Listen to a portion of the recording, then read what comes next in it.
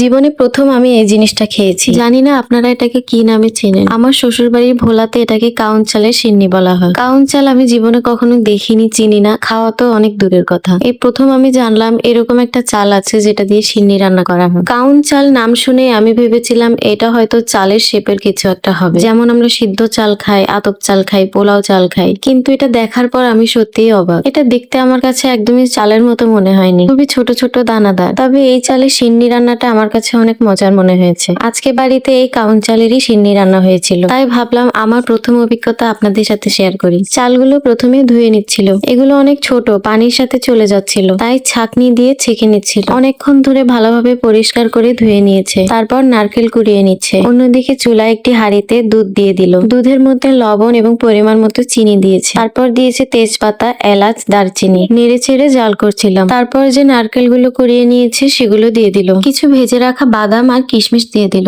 সবশেষে কাউন চালগুলো দিয়ে দিল। দুধটা যখন ফুটে যাবে তখন থেকে অল্প আঁচে রান্না করতে হবে। চালগুলো সিদ্ধ হওয়া পর্যন্ত রান্না করেছি। একসময় এটা অনেকটাই ঘন হয়ে গিয়েছিল। এই অসময়ে আমার ঠান্ডা লেগে গেছে, তাই কথা বলতে একটু সমস্যা হচ্ছে। এরকম পাতলা থাকতে আমি এটা নামিয়ে নিয়েছিলাম, কিন্তু পরে দেখি এটা অনেক ঘন হয়ে গিয়েছে। প্রথমবার তাই আমি বুঝে উঠতে পারিনি এটা দেখতে হালুয়ার মতন হয়ে গিয়েছে। সিন্নি আর একটু পাতলা রাখতে হয়, তবে যেমনই হোক খেতে কিন্তু অনেক মজা হয়েছে। টেস্ট আমার কাছে অনেকটা সুজির হালুয়ার মতো লেগেছিল। আপনারা কখনো কাউন চালের সিন্নি খেয়েছেন কিনা কমেন্ট করে জানান। এই চালটিকে আপনারা কি নামে চিনেন কমেন্ট করে সেটা বলে যাবেন। ভিডিওটি এই পর্যন্তই ছিল। ভিডিও ভালো লাগলে লাইক, কমেন্ট, শেয়ার করে পাশে থাকবেন। আমাদের জন্য দোয়া করবেন। আল্লাহ হাফেজ।